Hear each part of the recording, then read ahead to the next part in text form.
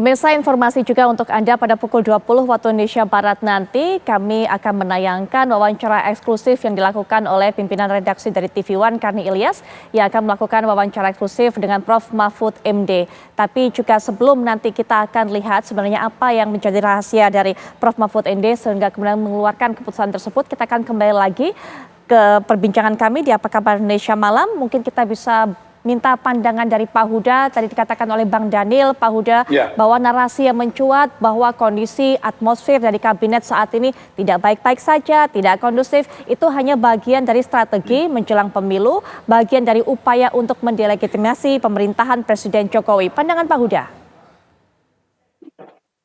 Saya kira terasa loh, Bang Daniel, ada satu contoh sikap dari Menteri Keuangan kita, Ibu Sri Mulyani misalnya, di saat Pak Zulkifli menyatakan bahwa bansos itu berterima kasihlah kepada Pak Jokowi. Jadi seolah-olah bansos ini dari Pak Jokowi.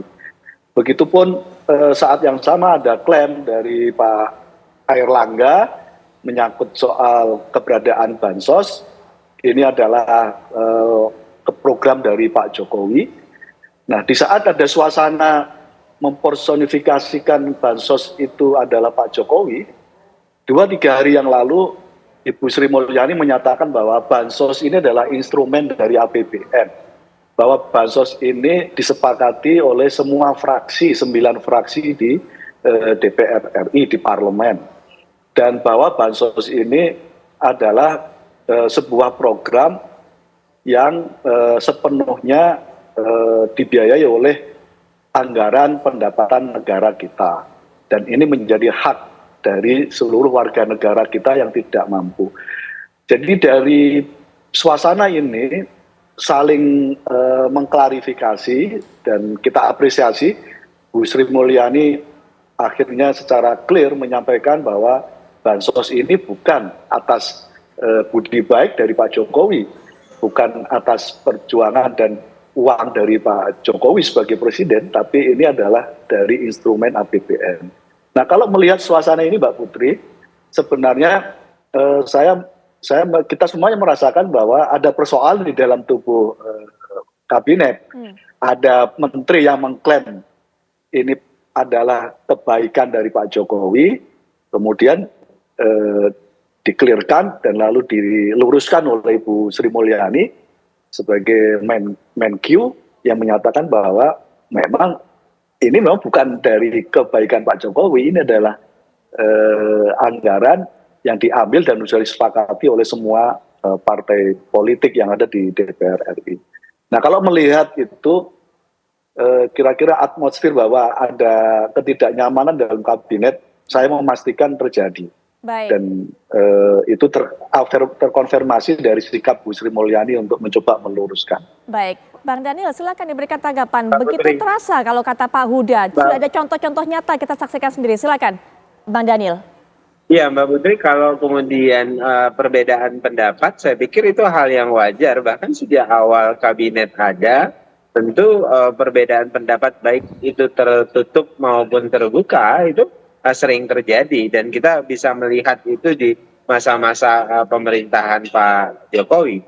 Dan perbedaan pendapat itu pasti dimanage dengan baik oleh Presiden, karena itu adalah tanggung jawab dari Presiden. Kalau ada menteri yang salah, baik itu naratifnya di publik, ya tentu Presiden akan menegur. Kalau kemudian ada kerja yang salah, itu juga akan ditegur secara Presiden. Jadi kalau kemudian ada perbedaan-perbedaan pendapat, ada langkah-langkah yang dianggap keliru oleh menteri yang lain dan sebagainya sebagai bentuk koreksi, toh nanti pada akhirnya itu pasti selalu diselesaikan oleh Presiden. Yang jadi masalah adalah ketika perbedaan-perbedaan itu kemudian dikapitalisasi, itu menjadi isu politik elektoral yang sekarang sedang dilakukan. Padahal sejak awal kabinet ini ada,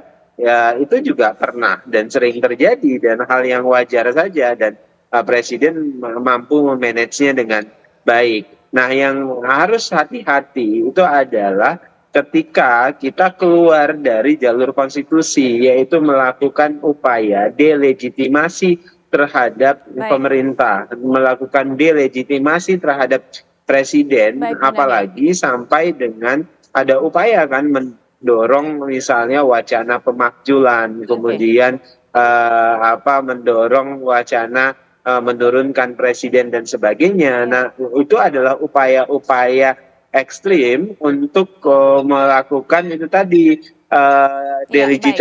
delegitimasi juga terhadap pasangan nomor 2 yaitu Pak Prabowo dan Mas Gibran. Baik, kami dapatkan sebelum nanti juga ditanggapi oleh Pak Huda ataupun juga Pak Nusron, Bang Ipan terlebih dahulu, bagaimana melihatnya? Apakah memang hanya sekedar upaya delegitimasi atau seperti apa? Ya, sebenarnya Mbak Putri, soal delegitimasi atau tidak, memang yang penting kan trust itu harus didapatkan dari pemerintah. Itu kan butuh legitimasi, butuh trust ya. Dari distrust menjadi trust building. Buktinya dengan 77% itu dianggap appropriatingnya Pak Jokowi, masyarakat percaya dengan Presiden Jokowi gitu. Nah, cuma dalam dalam pranata tata praktek ketatanegaraan, Presiden sebagai kepala negara, sebagai kepala pemerintahan yang mengatakan tidak akan menggunakan fasilitas negara. Nah, konteks itu yang kemudian sangat mudah terjerumus, tergelincir kepada potensi abuse of power yang dipahami oleh publik, persepsi publik.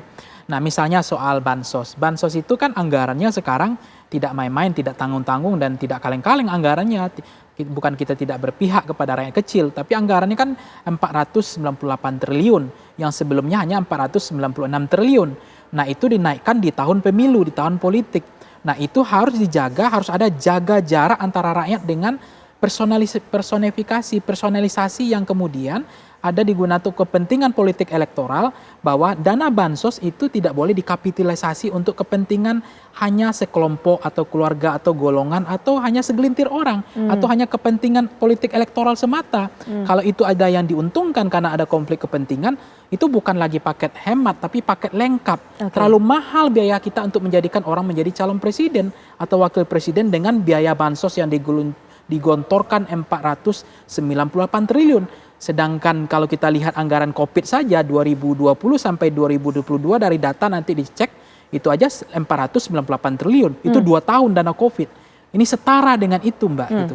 Belum BLT. BLT yang sebelumnya itu dianggarkan setelah Februari karena di Februari itu kan baru perancangan, belum bisa dieksekusi. Tiba-tiba dirapel selama setiap bulan jadi 600 ribu, itu dimajukan tanggalnya sebelum pemilu gitu, 14 Februari. Nah, itu kan ada potensi persepsi publik menangkap, oh ini untuk kepentingan apa? Kenapa nggak habis Februari aja? Kenapa harus dibayarkan 600 ribu yang bulan setelah Februarinya diambil, dimajukan ke depan semua? Kok bisa begini gitu? Nah, itu kan dicurigai juga oleh publik apakah itu tidak digunakan untuk kepentingan politik elektoral. Apalagi memang presiden misalnya cara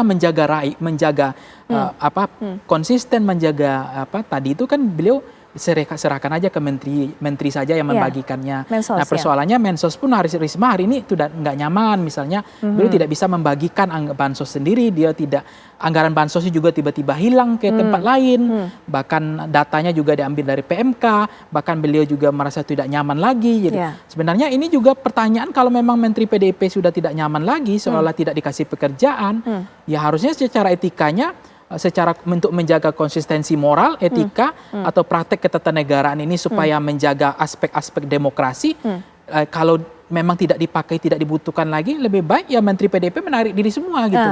Itu jauh lebih elegan menurut saya. Sampai di poin itu mungkin saya tahan. Kemudian mungkin sampai di situ. Kita akan jeda terlebih dahulu, tapi nanti apa yang disampaikan oleh Bang Ipang mungkin bisa diberikan jawaban juga oleh Pak Nusirwan. Apakah ada rencana kemudian menteri dari PDIP yang ada di kabinet saat ini kemudian menarik diri? Tapi nanti setelah jeda berikut ini kami sudah kembali.